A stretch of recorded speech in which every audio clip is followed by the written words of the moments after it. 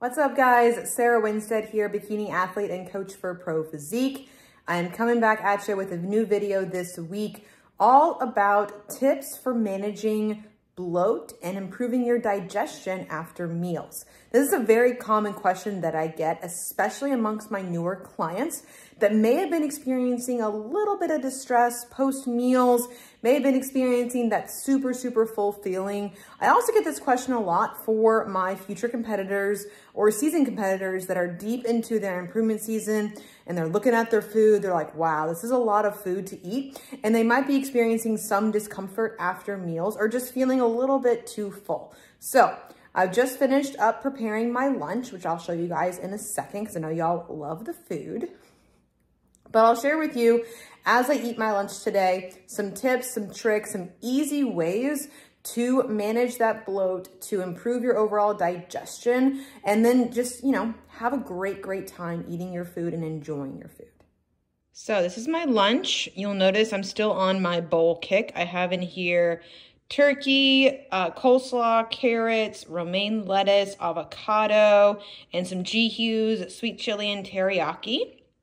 And then I have team bread, my turkey sandwich with some more avocado on it. So this is one of my bigger meals. This is not my post-workout meal, which I have, of course, as breakfast, but it's a decently sized meal. And I have experienced some bloating with this on occasion. Now, noticing the difference also between what is bloating and what is just being full, which I'll go over with you guys in the next clip. All right, guys, so I'm ready to eat my lunch. And one of my first tips to reduce some bloat and discomfort and really help you get into that rest and digest state is to do 3 to 5 maybe deep intentional breaths into your nose and out through your mouth. You can also take advantage of the physiological sigh or the physiological breathing technique, which is literally inhaling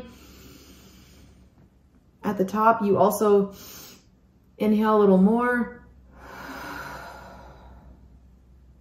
and then let it all out. It literally tells your nervous system, let's calm down. This can really help if you find yourself in a rush to eat.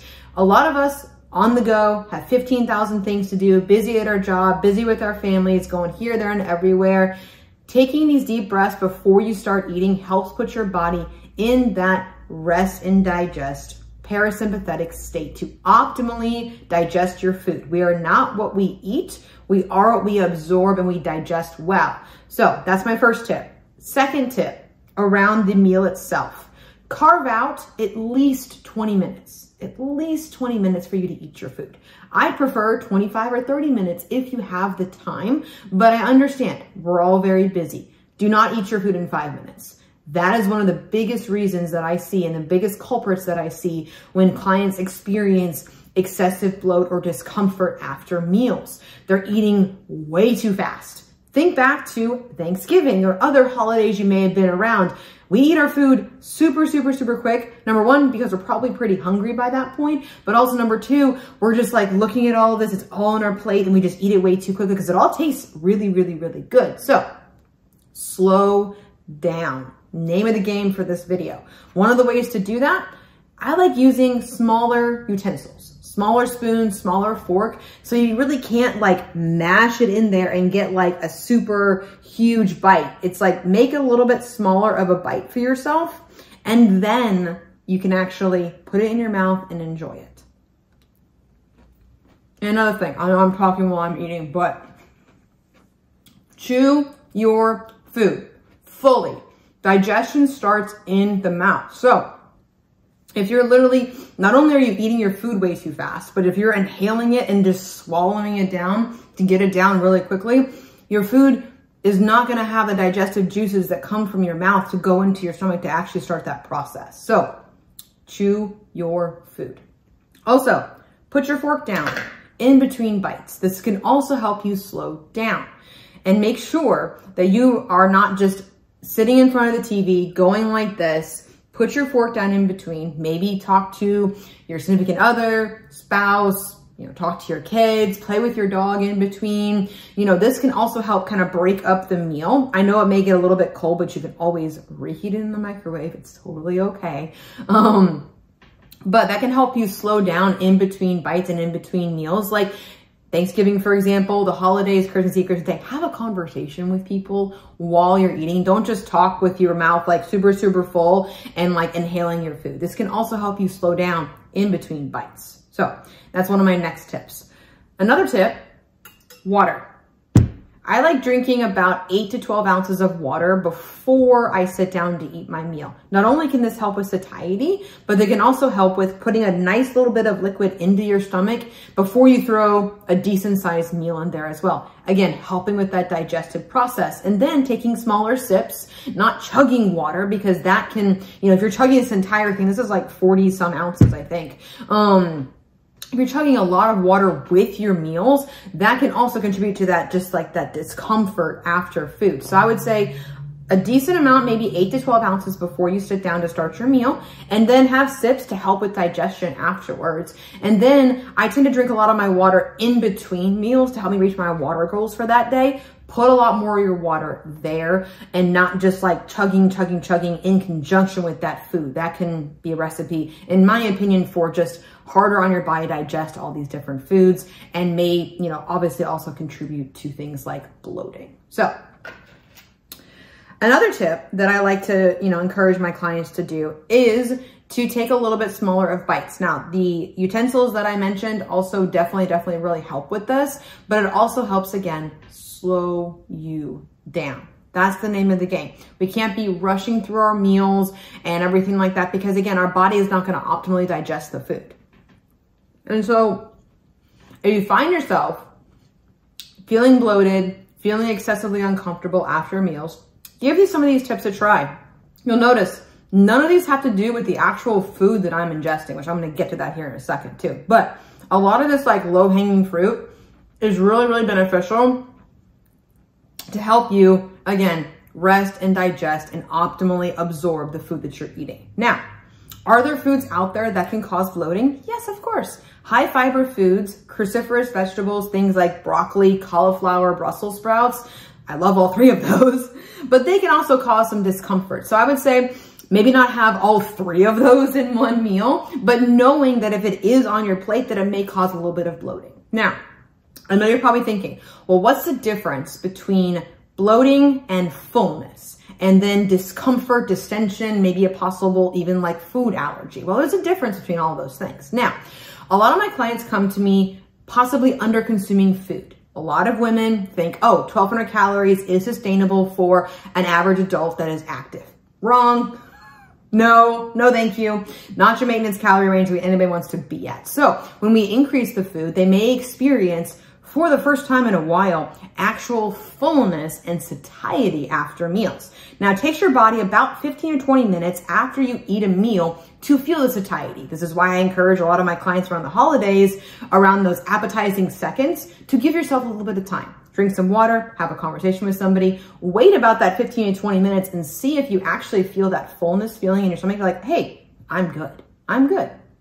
I don't need the seconds. But if you find yourself not particularly full and you have room for seconds, enjoy them and then move on with your day. But that feeling of fullness in your stomach is your stomach full of food and water. It's not a bad thing. I think a lot of people think, oh, I feel like, oh, so full. But I think there's a difference between like feeling fullness and then feeling like overstuffed, like I overdid it and everything like that. There's definitely a difference there in terms of that fullness. So I encourage you, experiment, ask yourself these kinds of questions. And the more that you do this, the more that you just get really in tune with your body about asking yourself, am I full? Did I overdo it a little bit?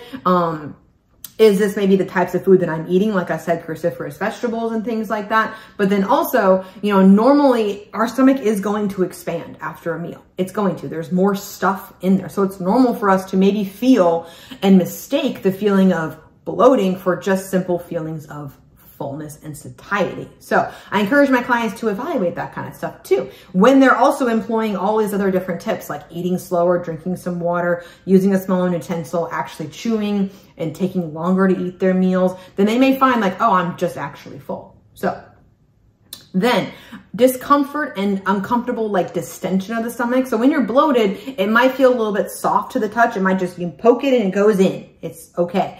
But the distension and discomfort of the stomach, it could be a hard distension. That could be something a little bit deeper. So I encourage you guys, if you're experiencing this after meals consistently, like for a period of weeks and or months, and you really haven't changed your food sources or done anything wacky, there isn't anything else going on, it might be time to talk to somebody about that. As far as like discovering and maybe getting to the root cause of the actual distension and discomfort of something that doesn't go away in a couple of hours like it normally should with normal digestive processes. There's a difference there. So, and then one of my last tips is after a meal, to encourage digestion to get moving in the right direction, go for a quick little walk. If it's a nice day outside like it is today, I'm gonna go walk down to my mailbox and then do another quick little lap around the neighborhood. 10 minutes, 5-10 minutes, even just like unloading, reloading the dishwasher, folding some laundry, chasing your dog around if they're like my puppy. It's like she needs some playtime. And so just moving around a little bit can, again, help get that digestion moving in the right direction. If you find yourself, I mentioned this in my last video, after maybe a big meal or a meal out with friends, just sitting down and going to sleep, you might feel more uncomfortable going and doing that because, again, your body is just sitting there. It's not having a reason to move that food downward into your digestive tract and be absorbed by the body. So take a quick 5-10 minute walk. It can be nice to kind of get some sun on your face, reset. And so if you do have an intentional like break in your day, like a work break, like a lunch break of some kind, and it is only 30 minutes, then that's perfect. You get 20 minutes to eat your food and then 10 minutes to take a quick little walk afterwards before you go back to your desk. And if you have longer than that, if you actually have more time to yourself, then that's even better. Then you have more time to enjoy your food, to maybe, you know, say hi to your kids if you work from home or if they're coming home or anything like that. You have more time to do those kinds of things and then just move around a little bit and get digestion going in the right direction. So I hope you guys found these tips helpful. I'm going to reheat my lunch now.